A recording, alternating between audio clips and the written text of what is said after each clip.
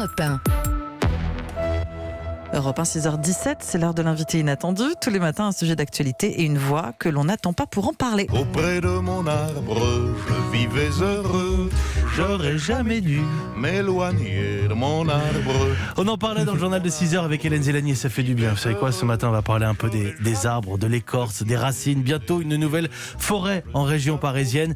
Le projet de la forêt de la plaine de Pierre-Lay-Bessancourt, lancé aujourd'hui donc 1350 hectares sur cette commune du Val d'Oise. Le premier arbre, nous le disions, un érable va être planté aujourd'hui. Et pour en parler avec vous, Mathieu, un homme qui se revendique passionné de nature, amoureux des arbres, le député des Pyrénées-Atlantiques, Jean Lassalle. Bonjour Jean Lassalle. Bonjour.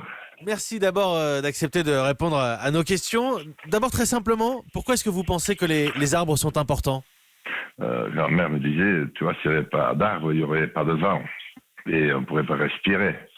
Donc je pense que depuis la nuit des temps, l'homme l'a considéré comme un élément très important. Et nous avons de superbes forêts.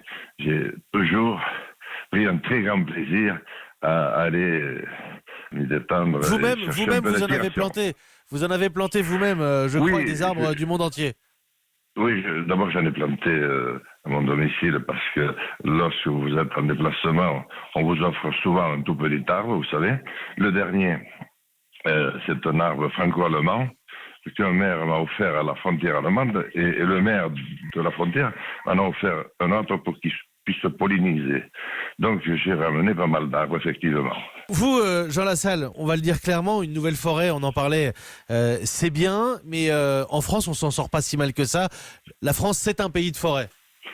Je pense que notre forêt, dans l'ensemble, si vous survolez la France en avion, qui d'ailleurs ressemble à un jardin, le nôtre, tellement c'est beau et entretenu, grâce au concours du maire et de l'agriculteur, vous voyez qu'il ne manque pas de forêt. Par contre, je me rends et je passe 3 jours de ma vie à Paris. Donc je vois bien la différence qu'il y a. La perception de l'arbre n'est pas la même partout. Je veux dire que dans un endroit comme chez nous, où il y en a beaucoup, dans nos vallées, où les hommes se font de plus en plus rares, un agriculteur qui voit, il n'a pas de main-d'œuvre, il est tout seul. Les arbres avancés tout doucement et qui vont rentrer dans sa cuisine, il ne lui vient pas forcément à l'esprit immédiatement de planter un arbre devant chez lui. Oui, vous dites, vous Jean Lassalle, que chez vous, on manque plus d'hommes que d'arbres. Oui, par contre, dans un autre secteur où les populations sont intenses, où il y a beaucoup de monde, et où il n'y a pas d'arbres, bien entendu, chacun se dit, si j'avais la chance de pouvoir en planter un. Donc je pense que l'arbre réunit les divers sentiments de l'homme par rapport au lieu sur lequel il habite. Et Jean Lassalle, vous êtes un homme des Pyrénées-Atlantiques, mais vous êtes souvent à Paris, vous le soulignez. On manque clairement de végétal en ville. Nous avons estimé qu'il fallait laisser le plus de place possible à l'habitat des hommes. Nous avons fait des concentrations urbaines, nous avons fait de vastes secteurs pavillonnaires.